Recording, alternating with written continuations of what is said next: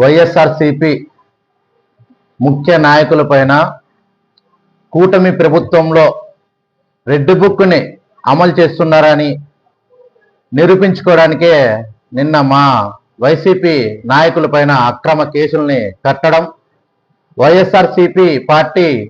Essel విభాగం నుంచి తీవ్రంగా ఖండిస్తున్నాం. ఈరోజు భారతదేశంలో ఆంధ్రప్రదేశ్ రాష్ట్రంలో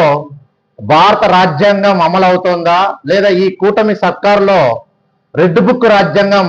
అమలవుతోందా అని ఒక్కసారి ఈ పోలీస్ వ్యవస్థ కానీ మరియు ఈ ఆంధ్ర రాష్ట్ర ప్రజలు కానీ ఒక్కసారి ఆలోచన చేయాల్సిందిగా కోరుతున్నాం. స్థానిక సంస్థ ఎన్నికలు రానున్న తరుణంలో ప్రజల్ని భయభ్రాంతి చేసే విధంగా ఈ కూటమి నాయకత్వం వ్యవహరిస్తోంది. ఇలాంటి అక్రమ కేసులతో ఇలాంటి అక్రమ అరెస్టులతో వైఎస్ఆర్సీపీ పార్టీని భయపెట్టడం అసాధ్యమని మరొక్కసారి తెలియజేస్తూ భారత రాజ్యాంగంలో స్వేచ్ఛగా ఉండడానికే ప్రతి పౌరుడికి రాజ్యాంగాన్ని రచించారని మరొక్కసారి తెలియజేస్తూ అలాంటి స్వేచ్ఛను కల్పించిన పోలీసులే ఈ కూటమి నాయకత్వంలో కీలు బొమ్మలై వ్యవహరిస్తున్నారని మేము మరొక్కసారి గుర్తు చేస్తూ ఈ రోడ్డు విస్తరణ పనుల్లో మహానుభావుల విగ్రహాలున్నా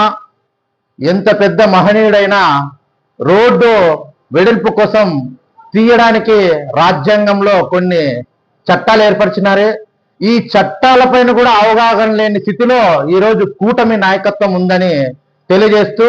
ఒక జెండా కర్ర పక్కకి పడిపోయినందుకు